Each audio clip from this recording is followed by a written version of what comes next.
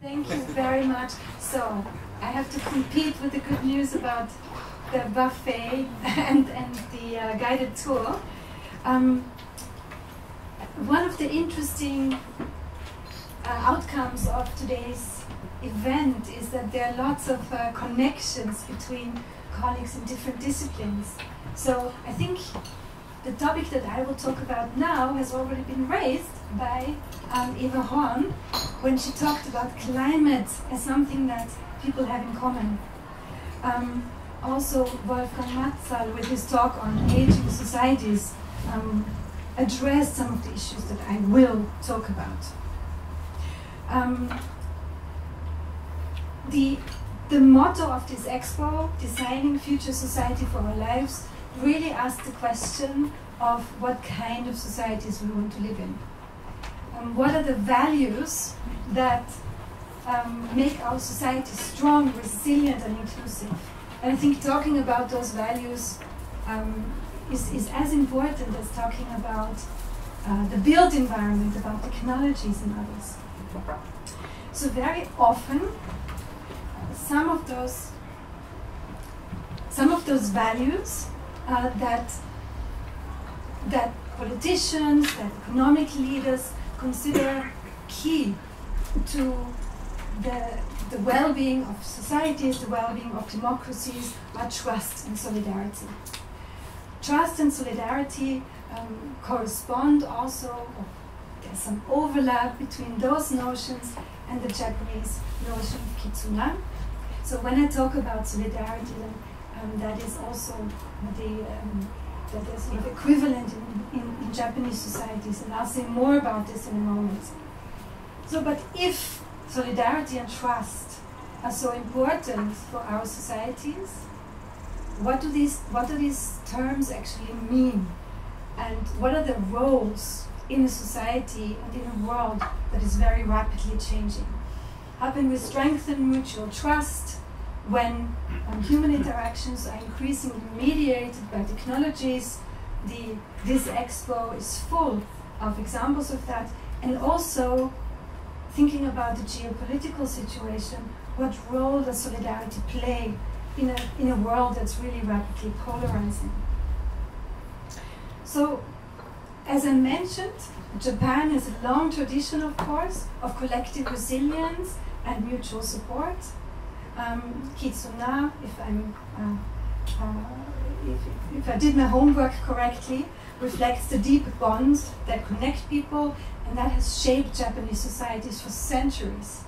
From natural disaster recovery efforts to everyday social interactions, the people of Japan have demonstrated a very, very high level of working together, of mutual support, not only in times of crisis. And also Austria, the countries where we are based, Austria has traditionally had high levels of trust and solidarity as well. It's reflected in relatively high trust in political institutions.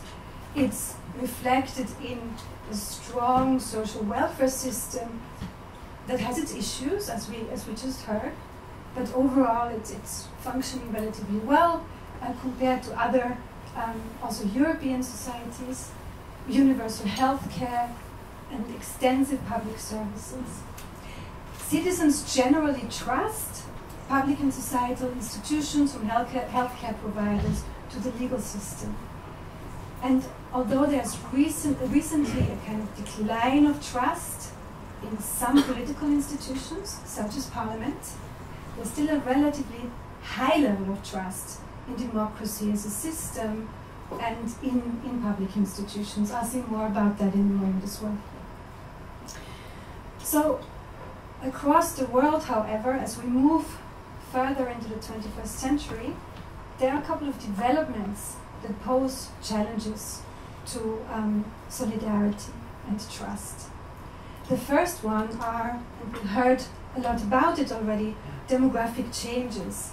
Demographic changes in many regions of the world, aging societies first and foremost, but in other parts of the world, such as Africa, also very, very young societies that, as The Economist recently reported on that, young people in Africa, the institutions they trust the most. Does anyone have an idea of what these institutions are?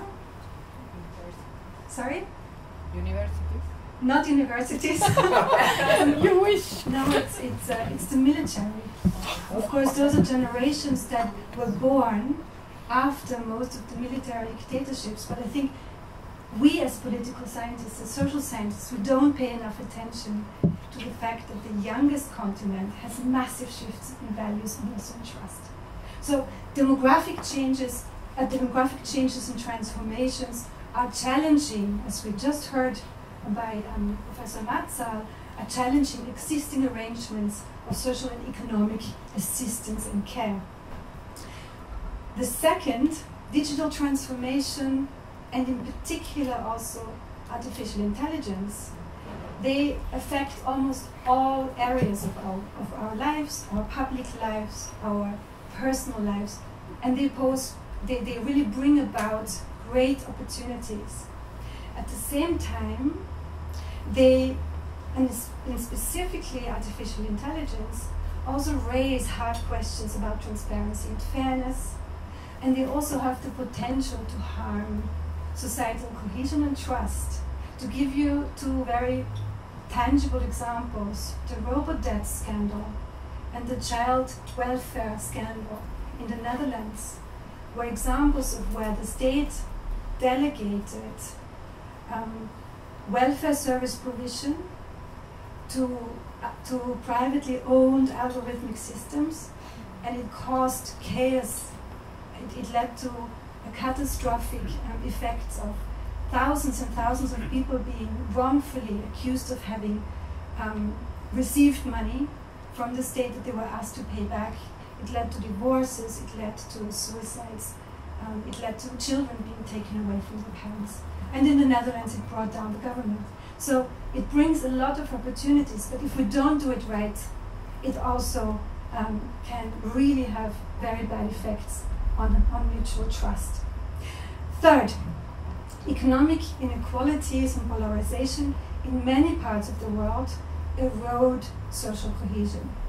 And they're, of course, also a symptom of an erosion of social cohesion. It's very difficult to say which one is the cause and which one is the effect. To give you just a few examples from our continent, from Europe. In the UK, in the United Kingdom, 2/3 of the population don't believe anymore that their vote has any effect. They believe that the rich have excessive influence, and whether or not they vote doesn't matter. In Austria, 1/3 of the people believe that politics and policies are not made for them, they're made for the rich. So this is a huge problem for democracies worldwide. The VDEM project in Gothenburg in Sweden, every year they assess democracies according to 600 indicators. And the most recent report by the VDEM project showed that, among many other things, that the majority of the world's population is now living in autocracies, and on average the quality of democracies, where the democracy still exists, has gone to the level of around 1986. So this is not a small problem. I think it's a considerable problem. So in this context, how can we strengthen social cohesion and trust? How can we ensure that societies are as strong as they can be? Before I answer those questions, let me spend a few moments with the question of what solidarity actually is.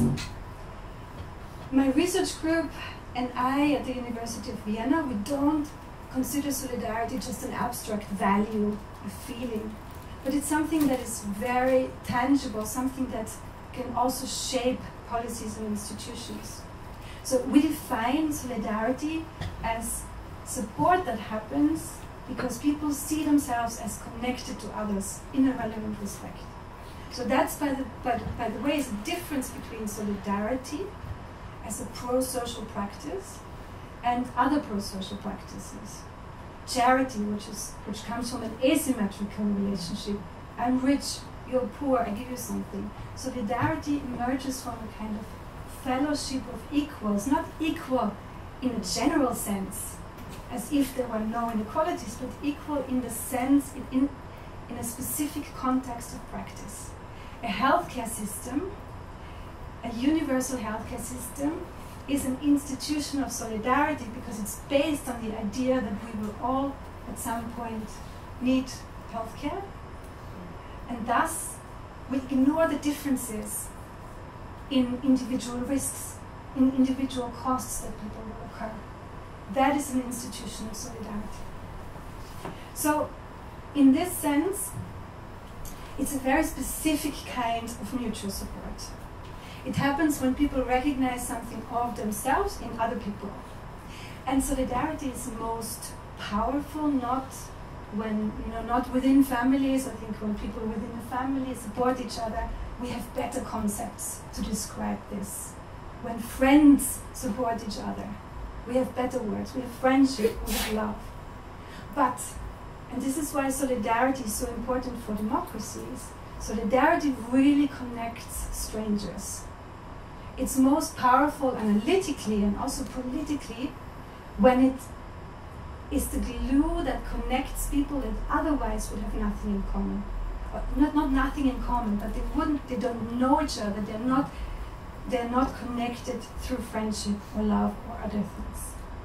And why is it so important for democracies? Because democracies cannot exist without some level of solidarity and generalized trust. Without solidarity and trust, democracies lack the glue between citizens that make them trust each other enough to participate in collective decision-making, to respect democratic outcomes. Think of the US, solidarity has gone down, and look at what has happened with accepting democratic outcomes. If I don't have trust in my fellow citizens, I will not respect their vote. So without solidarity, people don't respect democratic outcomes, and they are less willing to contribute actively to the common good. In our work, we distinguish between 3 levels of solidarity. Here at the first level is just this solidarity from one person to another. If somebody supports earthquake victims at the other side of the world by donating money, by providing relief, it's often because they feel connected to those people at the other side of the world, maybe because they've experienced an earthquake themselves.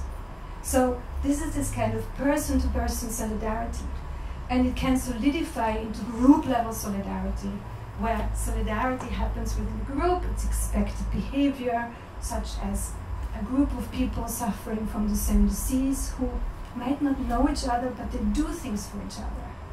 And then it can also, of course, be at a national level. This is tier 3, where it also expresses itself in norms, in enforceable norms. We have, for example, universal healthcare, as I've already mentioned, but also other kinds of institutionalized solidarity, such as progressive income taxation, an approach that we have in Austria and in Japan, or old age pensions. These are forms of institutionalized solidarity because, again, they're based on the idea that we all will get older and might need some support, or we all feel that nobody should be deprived of what they need to live well, or to live a dignified life. So in summary, solidarity means that we see each other as part of a shared community. This doesn't mean that we deny differences. The shared community is despite the differences that inevitably exist between people, despite speaking different languages, despite working in different professions, and despite living in different parts of the world. Solidarity builds on what connects people and not what separates them. And that makes it a very specific design principle for policies. It requires that people stand together across different generations, across different genders, across social groups, across rich and poor, across generations. We just heard a lot about that. And And the COVID pandemic and other crises have shown that societies that have higher levels of solidarity, especially institutions of solidarity, get through crisis better than others. Why is that? If you have good education that is accessible to everyone, if you have good health care, then everyone starts at a higher level. It's what we call pre-distribution rather than redistribution. So pre-distribution means to give goods, services, public services to people before inequalities materialize. So solidarity is not only about redistribution, it's very, very much about pre-distribution. And it also means that solidarity cannot be just an individual effort, but it needs to be a part of our laws, policies, and institutions, not only in times of crisis. This is not to say that we need to, wipe out all inequalities. Some inequalities are natural, they are even sometimes helpful for innovation, but research shows across the board that high levels of inequality correlate with a lot of worse outcomes, with worse on average health, more violence, less trust, and greater political instability, also in wealthy countries. So high levels of inequality, Michael Marmot and others have really shown that, high levels of inequality are not only bad for the ones at the bottom in terms of the socioeconomic strata, but they're bad for almost everyone. And institutionalized solidarity can do something about that as well. We need strong institutions of solidarity. They protect individuals, but they also protect society as a whole. And then, of course, solidarity also means to acknowledge that our own well-being as humans, but also as inhabitants of our planetary system, is connected to others. We heard about this in the first part of this event today, the concept of One Health, of planetary health, really acknowledges that any kind of approach that just tries to improve human well-being, or any kind of approach that really focuses on individual behavior and doesn't see the connections between different entities, will fail. We are a complex system with emergent properties where relations are the building block of societies. It's not individuals. We in the West have for a long time got that wrong, and many of us still do get it wrong. So this interconnectedness between people, between species, is not just a moral or ethical principle, but it's a practical necessity for building resilient societies. We cannot talk the talk of resilience if you don't walk the walk of solidarity. Not only in the context of climate change, but also. So, to conclude, what can we do to strengthen solidarity is a key requirement for functioning societies in today's world. The first one is to really strengthen the trust between citizens. Without trust, people withdraw from participation in politics. Sometimes they even withdraw from society more broadly, fearing that their voices will not be heard, systems will fail them, and data and technology will be used against them. The lack of trust not only of citizens in the state and in public institutions, but the lack of trust of citizens in each other. So the horizontal dimension that, at least in my field of study, we have neglected for a long time, that is the key.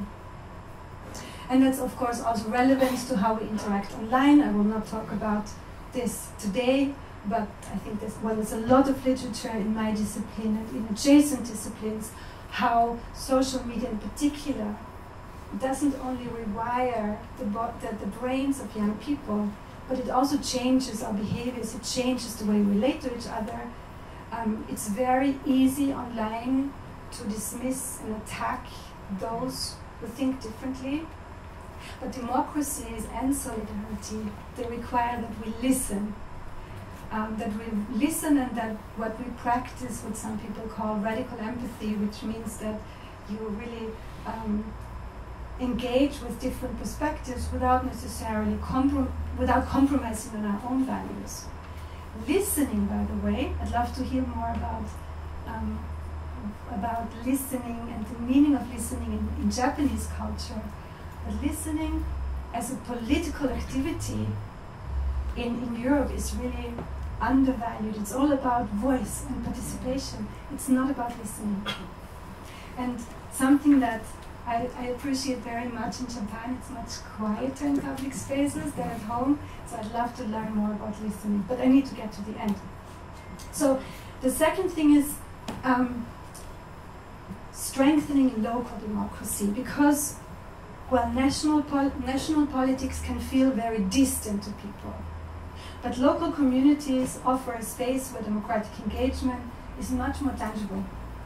And around the world, people are now experimenting with participatory practices, from participatory budgeting, where citizens get together to decide how money is spent, to neighborhood assemblies that decide how public funds are spent. And again, here there's a lot to learn also from Japan, where neighborhood associations and the tradition of neighborhood decision-making could actually be used to make decisions also on digital practices and the adoption of digital practices locally.